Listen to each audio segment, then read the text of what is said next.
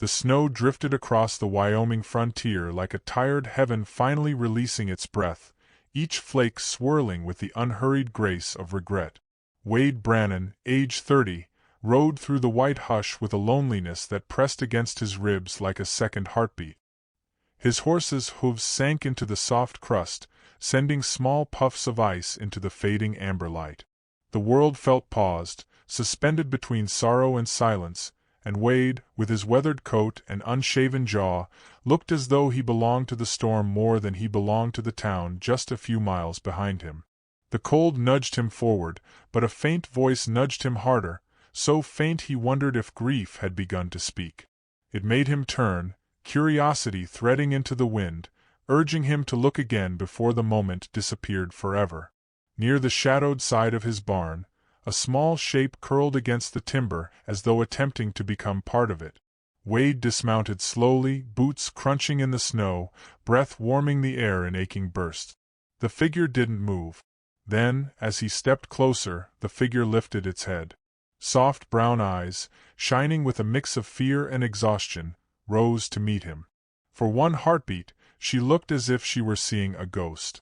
Then she whispered, her voice thin and cracked from cold, "I ain't got nowhere to go, sir, but I can cook."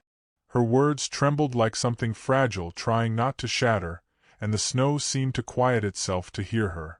She was young, far too young to be alone in such a night, yet something about her posture carried a long road of shame. Wade felt a tug in his chest, a recognition of someone who had been cast out for reasons they didn't deserve. Before he could speak, the wind rose, sweeping snow across her face, leaving him with the faintest ache of worry, a new curiosity settling in his bones like an unanswered prayer. She was Alara Whitebird, age 20, though she did not offer her name right away. Her fingers were red from the cold, her thin dress torn at the hem, and her braids dusted with ice. Wade knelt, not touching her yet, letting her see his hands were empty before he extended one toward her. "You'll freeze out here," he said, soft but steady. She blinked, surprised, as if she had expected anger instead of mercy.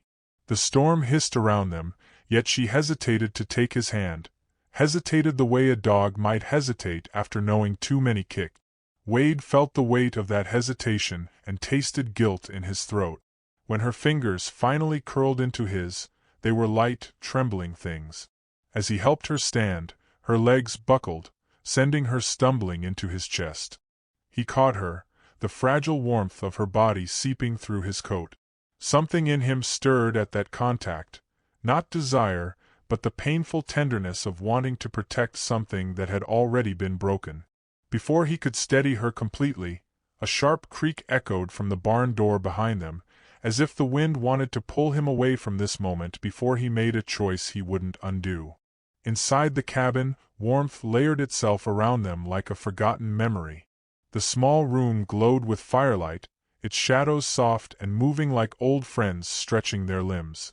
Wade guided her to the wooden chair by the hearth, where she sank down with slow, deliberate breaths. He offered her a blanket, and for a moment she stared at it, almost suspicious of such gentleness. Then she wrapped it tightly around herself, fingers gripping the wool as if it were the only thing anchoring her to this earth. Wade lit an extra lamp, letting its glow ease the corners of the room. Curiosity tugged at him, making him want to read the story written in her posture, the one she held too tightly to speak.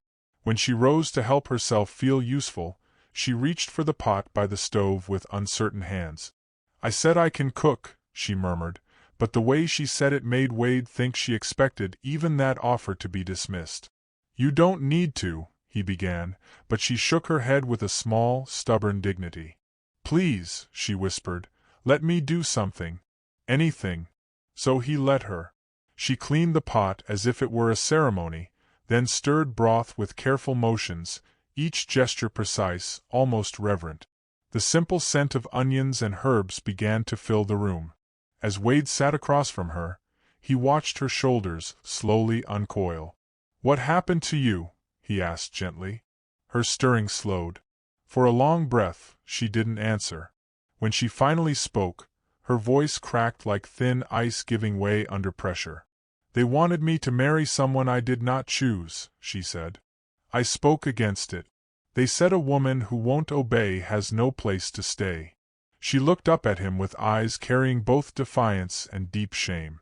So I came this way. Her words shivered as much as her body had outside. Wade opened his mouth to respond, to tell her she had done nothing wrong, yet before he could, the fire popped loudly behind them, startling her so sharply she nearly spilled the stew, and for a moment he wondered how many other sudden noises she'd flinched from before arriving here. The thudding at the door came like a hammer to a coffin lid. Wade rose instantly, his body going tense as Alara shrank into her chair. Sheriff Dalton Crowe entered without waiting for invitation, snow blowing in behind him like a storm that had grown a spine. His gaze found Alara, and his lip curled with a disgust he didn't bother to hide. "She don't belong here, Wade," he spat. "Town wants her gone." Behind him stood Ruth McCree, arms folded, mouth pinched into a judgmental line. Alara lowered her gaze, shoulders folding in, the smell of fear rising faintly in the warm room. Wade felt something rise in him too, something older than loneliness, sharper than guilt. Sheriff Crowe stepped closer. "Your wife ain't been in the ground long enough for you to take in strays," he said. The words cut deeper than any knife. Wade felt his jaw tighten, the scar on his cheek tingling with heat. His late wife's memory flickered through him, her kindness, her softness, and he realized she would never have thrown a girl like Alara out into the cold. He stepped forward, planting himself between Sheriff and Alara. "She stays," he said simply. The sheriff stared at him as though he'd just announced madness. Wade didn't move, didn't blink. The wind howled against the door as if it, too, wanted to know what would happen next. The sheriff left with murmured threats, Ruth with whispered disgust, and the storm swallowed their shadows. Alara sat trembling in the quiet aftermath. "I'm sorry," she whispered. "I didn't mean to ruin your name." Wade turned toward her with a steadiness he didn't fully feel. "Names survive storms," he said. "Lonely hearts don't." Her eyes shimmered at that, softening a fraction. The days that followed settled into a gentle rhythm. She cooked soups, breads, stews that made the cabin smell like something nearing peace. Wade repaired her torn boots, his fingers brushing the leather she had softened with use. She mended his worn coat, her stitches neat and tender.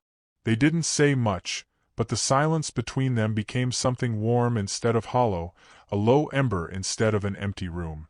One evening, while the fire cast amber ribbons across the walls, their hands brushed as they reached for the kettle at the same time. Alara froze. Wade froze with her, the moment stretching thin as silk. She pulled her hand back quickly, cheeks flushing, but in her eyes flickered something fragile and blooming, something that made Wade's breath catch. Before he could decide whether to speak, a gust of wind flung snow against the window, rattling it hard enough to feel like a warning. The next night, the quiet between them unraveled into something fuller. Wade found Alara standing near the fire, her face bathed in gold, her expression soft but stormed with thought. When he approached, she lifted her eyes to him. He saw fear there, but also a longing so tender it nearly broke him. Slowly, he reached out, taking her hand with the same gentleness he used when calming wild colt. Her breath trembled. "I'm afraid of how much this feels like a place I'm not allowed to want," she whispered. Wade lifted her hand, brushing his thumb across her knuckles. "Everyone deserves a place to feel safe," he murmured. She shook her head slightly. "Not everyone gets one." Wade took a breath that ached on the way in. "Then let this be yours."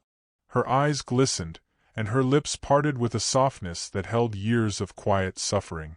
She raised her free hand hesitantly and touched his cheek, tracing the scar there. "You carry pain," she murmured. "Pain can make people cruel."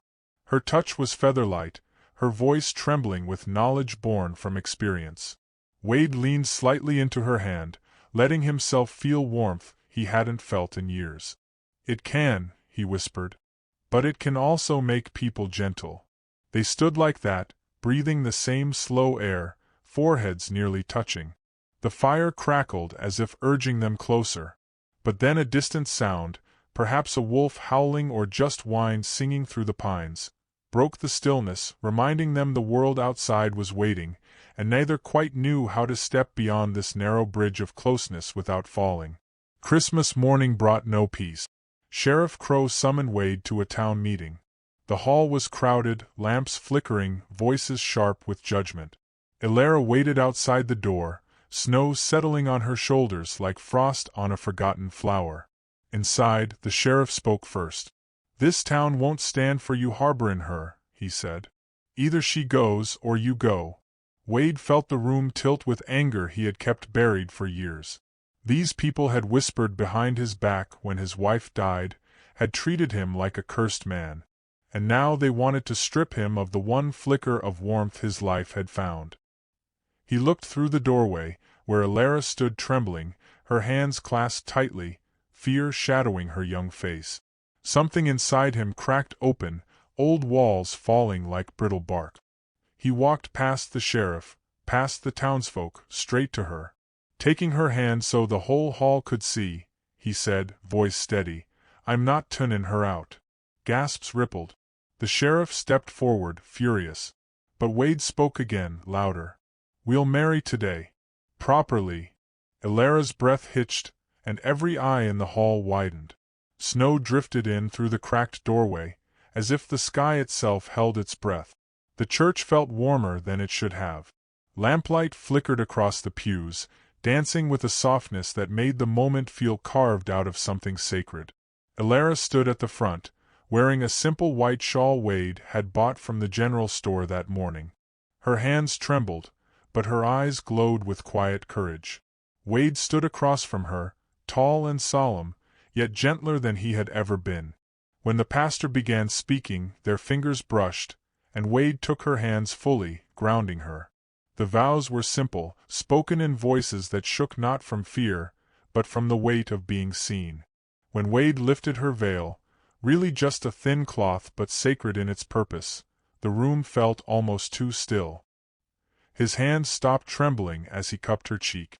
Their kiss was slow, reverent, more spiritual than physical, a sealing of two wounded hearts trying to become whole again. When they stepped outside, snow drifted around them like heaven's own confetti. Elara looked up at Wade with tears shimmering like frost on a morning leaf. "Thank you," she whispered, "for giving me a home." He brushed a loose braid from her face. "No," he whispered back. "You gave me one." The wind curled around them, carrying away their words but leaving their warmth behind. Married life didn't burst into joy, rather it unfolded gently. Elara rose early each morning, her presence softening the cabin into a place of quiet peace. The smell of warm bread became a new kind of dawn. Wade would come up behind her as she worked, wrapping his arms around her waist, resting his chin on her shoulder. She'd lean back, allowing herself small moments of safety she'd never known.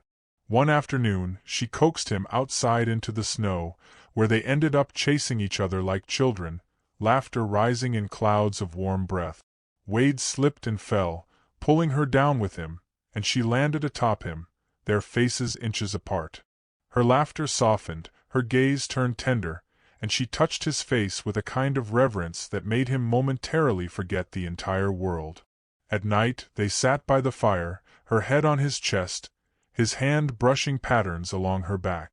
She taught him a blessing from her people, murmured in her native tongue, and he kissed her palms afterward, as though blessing the blessing. In these moments, time slowed to a gentle heartbeat, and the cabin felt not like shelter but like destiny gently mending what life had torn. On Christmas night, the wind finally settled, leaving the world draped in a serene white hush. Wade and Elara sat together by the fire, wrapped in the same blanket, their fingers intertwined. Wade studied her face, the softness of her smile, the quiet strength in her eyes, and felt gratitude so deep it almost ached. She looked up at him as though seeing home for the first time. He kissed her, slow and certain, and the room felt brighter for it. Outside, the stars glimmered like lanterns hung for wandering souls, and inside, two hearts, once bruised by loneliness, beat steady in the warmth of something that felt a lot like forever. Wade leaned his forehead against hers, whispering, "We're both home now." And maybe you, listener, who has walked with them through this snowfall of pain and hope, know what it means to long for warmth when the world turns cold. Maybe you, too, have stood outside someone's door holding nothing but your trembling heart. If so, remember this: love rarely arrives with thunder. Sometimes it comes quietly, like footsteps in fresh snow, like a girl whispering she has nowhere to go, like a man offering shelter without knowing he is asking for salvation in return. And perhaps, somewhere not far from here, another storm is falling, and another soul is whispering for a place to belong, waiting for someone brave enough to say, "You stay."